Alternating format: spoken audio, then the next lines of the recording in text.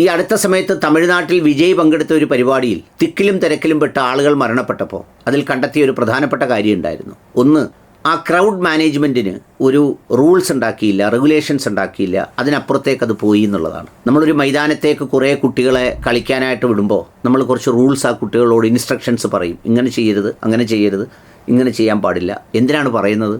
വളരെ ആരോഗ്യവാന്മാരായി അപകടമൊന്നും പറ്റാതെ ആ കുട്ടികൾ സന്തോഷത്തോടെ ഏത് പർപ്പസിനാണോ ഗ്രൗണ്ടിലേക്ക് പോയത് അത് പൂർത്തിയാക്കി വരുന്നതിനാണ്.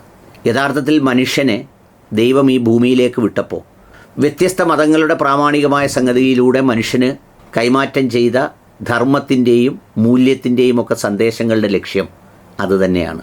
നമ്മുടെ ഉള്ളിൽ നിറയുന്ന ആത്മാവിൻ്റെ ഭാഗമായി തീരുന്ന വളരെ ഇന്നർ പീസ്ഫുൾനെസ് ക്രിയേറ്റ് ചെയ്യപ്പെടുന്ന ഒരു സ്വച്ഛത, അതിന് കാരണമാകുന്ന ഒരു വാല്യൂ, അതിന് കാരണമാകുന്ന ഒരു ഒരു ഒരു പ്രിൻസിപ്പിൾസ്, അതിന് കാരണമാകുന്ന കുറച്ച് ഗൈഡ് ലൈൻസ് ഒക്കെ അടങ്ങുന്ന മനുഷ്യൻ്റെ മനസ്സിനുള്ളിൽ വളരെ ഇന്നർ പീസ്ഫുൾനെസ് ക്രിയേറ്റ് ചെയ്യാൻ കഴിയുന്ന ഒരു ആത്മാംശത്തിൻ്റെ ഭാഗമായി തീരുന്ന ആത്മാനന്ദം എന്നൊക്കെ പറയാവുന്ന ഒരു ശാന്തതയാണ് ഈ മതങ്ങൾ എന്നതുകൊണ്ട് ഉദ്ദേശിക്കുന്നതും ആഗ്രഹിക്കുന്നതും. അത് ഉള്ളിലായി തീരുമ്പോൾ മാത്രമേ അതിൻ്റെ പർപ്പസ് പൂർത്തിയാവുള്ളൂ. ഈ ബാഹ്യമായി കാണിക്കുന്ന ചേഷ്ടകൾ, കോലാഹലങ്ങൾ, പ്രകടനപരതകൾ അല്ലെങ്കിൽ അത്തരം കാര്യങ്ങളൊക്കെയും അതൊരു തരം കാണിപ്പിക്കലുകളോ അറിയിപ്പിക്കലുകളോ ഒക്കെയാണ്. ഇപ്പോഴത്തെ കാലത്ത് ആളുകൾക്ക് ഇഷ്ടവും അതൊക്കെ തന്നെയാണ്.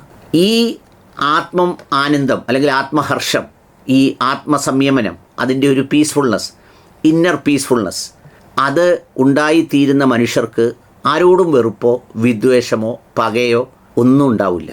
അല്ലാതെ കേവലം ബാഹ്യചേഷ്ടകളിൽ മാത്രം ജീവിക്കുന്നവർക്ക് ചിലപ്പോൾ സ്വന്തം സമുദായത്തിനകത്തുള്ള വ്യത്യസ്ത മനുഷ്യരോട് വെറുപ്പ്, പക, വിദ്വേഷം, മറ്റു മതങ്ങളിൽപ്പെട്ട ആളുകളോട് ഭയങ്കരമായ വെറുപ്പ്, പക, വിദ്വേഷം, രക്ഷപ്പെടുന്ന ബന്ധുക്കളോട്, നമുക്കിഷ്ടമല്ലാത്ത മനുഷ്യരോട്, നമുക്കിഷ്ടമല്ലാത്ത ശത്രുക്കളോട്, ഇങ്ങനെ എല്ലാത്തിനോടും ഒരുതരം കലഹപ്രിയരായിരിക്കും. ആ കലഹം യഥാർത്ഥത്തിൽ ഈ ആന്തരികമായ അംശം ഉൾക്കൊള്ളാത്തവർക്ക് സംഭവിക്കുന്നതാണ്. ഞാൻ അതിനെക്കുറിച്ചാണ് ഈ എൻ്റെ വീടിനടുത്തുള്ള വളരെ പ്രശസ്തമായ 3-4 ക്ഷേത്രങ്ങളിൽ എന്നെ ഇടയ്ക്കിടെ വിളിക്കാറുണ്ട് പ്രഭാഷണങ്ങൾക്ക്. അതിലൊന്നാണ് കാട്ടിൽ മേക്കതിൽ ശ്രീദേവി ക്ഷേത്രം എന്ന് പറയുന്ന വളരെ പ്രസിദ്ധമായ, നമ്മൾ ഈ മരത്തിൽ മണി കെട്ടിത്തൂക്കിയിടുന്ന ആചാരങ്ങളൊക്കെ ഉള്ളൊരു ക്ഷേത്രം. അവിടുത്തെ പ്രഭാഷണത്തിന് പോകുമ്പോൾ അത്തരം ചില കാര്യങ്ങൾ മനുഷ്യരോട് സംസാരിക്കാമെന്ന് വിചാരിച്ചിരിക്കുക. ഒരുപാട് കർണകഠോരമായ ശ്ലോകങ്ങൾ ഒക്കെ ചൊല്ലി ഇതാരെന്നും എന്തെന്നും അറിയാത്ത ഒരു മായിക വലയത്തിൽ മനസ്സിലായില്ലെങ്കിൽ പറയുന്ന ആൾ മഹാനായിത്തീരുന്ന അത്തരം ഭാഷ്യങ്ങൾക്കപ്പുറത്ത് മനുഷ്യരോട് അവരുടെ രീതിയിലുള്ള വർത്തമാനം അല്ലെങ്കിൽ അത്തരം രീതിയിൽ സംവേദനം നടത്തുക എന്നതാണ് യഥാർത്ഥത്തിൽ ഈ മതങ്ങൾ ലളിതമധുര സുന്ദരമായ സന്ദേശങ്ങളിലൂടെ മനുഷ്യന് നൽകിയിട്ടുള്ളത്. അത് ഉള്ളിലായാൽ നമുക്ക് വേറൊരു വെറുപ്പും വിദ്വേഷവും ഒന്നും നമുക്ക് യഥാർത്ഥത്തിൽ തോന്നുന്നില്ല. അതാണ് സത്യം. അത് കണ്ടെത്തിയവരാണ് വളരെ ശാന്തരായി ഈ ഭൂമിയിൽ ജീവിക്കുന്നത്. പോട്ടെ, ഏതായാലും ആ വിഷയത്തെക്കുറിച്ചല്ല ഞാൻ പറയാൻ വന്നത്. ഒരു കാലത്തൊക്കെ നമ്മൾ ഒരുപാട് അനുഭവിച്ച പല കാഴ്ചകളും ഇന്ന് വളരെ വൈറൽ കാഴ്ചകളായിട്ടാണ് സമൂഹത്തിൽ തോന്നുന്നത്. അതിലൊന്നാണ് ദേ ഈ ദൃശ്യം.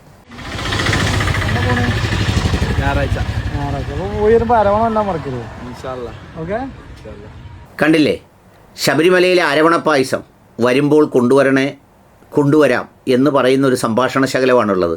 ഇതെങ്ങനെ വൈറലായത്? എനിക്കിതൊരു വൈറലായ ചിന്തയായി തോന്നിയില്ല. പക്ഷേ 3-4 പേര് അയച്ചു തന്നു ഇത്. എന്ന് പറഞ്ഞാൽ അത്രത്തോളം പ്രാധാന്യം വരുന്നു ഈ ദൃശ്യങ്ങൾക്കെന്നുള്ളതാണ്. എനിക്കിതുപോലെ അരവണപ്പായസം വാങ്ങിക്കൊണ്ട് തരുന്നവരുണ്ട്, എനിക്കായി കരുതി വെക്കുന്നവരുണ്ട്. എന്തിന്? ഈ കൃഷ്ണഭഗവാന്റെ പിന്നെ വിഗ്രഹവും രൂപങ്ങളും അത്തരം കാര്യങ്ങളും ഭഗവത്ഗീതയും പ്രകീർത്തന ശ്ലോകങ്ങളും ഒക്കെ വാങ്ങിച്ചയച്ചു തരുന്ന പല മനുഷ്യരുമുണ്ട്. അവരൊക്കെ വേറെ ഏതെങ്കിലും വിശ്വാസങ്ങളിലായിപ്പോയതോ ഞാൻ ഏതെങ്കിലും വിശ്വാസത്തിലായിപ്പോയതോ ഒന്നും ഞങ്ങളുടെ ആരുടെയും കുറ്റമല്ലല്ലോ, അവരുടെയല്ല, എൻ്റെയല്ല. പിന്നെ ഞാൻ നേരത്തെ പറഞ്ഞ അത്തരത്തിലൊരു ആത്മാംശം നിറഞ്ഞ ഒരു ഇന്നർ പീസ്ഫുൾനെസ് ഉണ്ടാക്കുന്നതിന് ഏത് മതത്തിൽ വിശ്വസിക്കുന്നവർക്കും അത് ഉണ്ടാക്കിയെടുക്കാം. അതിനാവശ്യമായ ധാർമ്മിക അടിത്തറ അതിൽ നിന്ന് അവർ കണ്ടെത്താം. അതവിടെ ഉണ്ട് താനും. അപ്പോൾ അതാണ് അതിൻ്റെ ഒരു പ്രത്യേകത. പിന്നെ രണ്ടാമതായി കണ്ട സമാനമായ വേറൊരു കുറിപ്പാണ്. ആ കുറിപ്പ് ഇത്രയേ ഉള്ളൂ. മുജീബ് റഹ്മാൻ എന്ന് പറഞ്ഞ ഒരാൾ എഴുതിയ കുറിപ്പാണ്. അധ്യാപകൻ ബാസിദ് കോട്ടപ്പുറം. ഞാൻ വൈസ് പ്രിൻസിപ്പളായി ജോലി ചെയ്യുന്ന മൗലാന ഇംഗ്ലീഷ് മീഡിയം സ്കൂളിലെ സ്പോർട്സ് ക്യാപ്റ്റനാണ് നിതിൻ. മലയ്ക്ക് പോകാൻ മാലയിട്ടതിനാൽ കുറച്ച് ദിവസങ്ങളിൽ നീല പാൻസിന് പകരം കറുത്ത തുണിയെടുത്താണ് അവൻ സ്കൂളിലേക്ക് വരാറുള്ളത്. മഫ്തയിട്ടവരെയും മാലയിട്ടവരെയും മാറ്റി നിർത്താതെ അവരവരുടെ വിശ്വാസത്തെ അംഗീകരിക്കുകയും പറ്റാവുന്ന രൂപത്തിൽ അത് പ്രവർത്തിക്കാനുള്ള സ്വാതന്ത്ര്യം നൽകുമ്പോഴാണ് സ്കൂൾ മുറ്റങ്ങൾ മതസൗഹാർദ്ദത്തിൻ്റെ പ്രകാശഗോപുരങ്ങളാവുന്നത് എന്ന് പറഞ്ഞിട്ട് ആ ചിത്രം ഉൾപ്പെടെ ചേർത്ത് വെച്ച അധ്യാപകൻ്റെ ഒരു ചിത്രമാണ്. സിമ്പിളാണ്. എന്താണ് ഒരു അധ്യാപകൻ്റെ ഏറ്റവും വലിയ അറിവ്? തിരിച്ചറിവാണ്. ആ തിരിച്ചറിവ് ഉണ്ടാകുന്നതിന് ഞാൻ നേരത്തെ പറഞ്ഞതുപോലെ വളരെ ശാന്തവും സ്വച്ഛവുമായ ആ ഇന്നർ പീസ്ഫുൾനെസ് അതുണ്ടാക്കിയെടുക്കണം. അതുണ്ടാക്കിയെടുത്തവരാണ് ഈ സൂഫികൾ എന്നൊക്കെ പറയുന്നത്. ഇപ്പോൾ ഈ സർക്കാരിൻ്റെ കാശടിക്കാൻ വേണ്ടി ഇറങ്ങിയിട്ടുള്ള സൂഫികളല്ല, അത് ഞാൻ വേറൊരു വീഡിയോയിൽ പറയാം. അപ്പോൾ ഈ സൂഫികൾ ഇസ്ലാം മതത്തിലാകാം, ഹിന്ദു മതത്തിലെ സൂഫികളാവാം, ക്രിസ്ത്യൻ മതത്തിലെ സൂഫികളാവാം. ആ സൂഫി ആവുക എന്ന് പറയുന്നത് ആ ഒരു മാനസികാവസ്ഥയുടെ നിർവചനമാണ്. അവരെത്തിച്ചേരുന്ന ഒരു സെൽഫ് ആക്ച്വലൈസേഷൻ എന്ന് പറയുന്ന ഒരു സ്റ്റേജിനോളം ചേർന്ന് നിൽക്കുന്ന ഒരു മാനസികാവസ്ഥയാണ്. ആ മാനസികാവസ്ഥയിൽ പോകുന്നവർക്ക് മറ്റെന്തെങ്കിലും ഒരാളിൻ്റെ വിശ്വാസമോ ആചാരമോ ഒന്നും കലഹമായിട്ടല്ല, വളരെ കമനീയമായിട്ടാണ് തോന്നുക. അത്രയേ ഉള്ളൂ.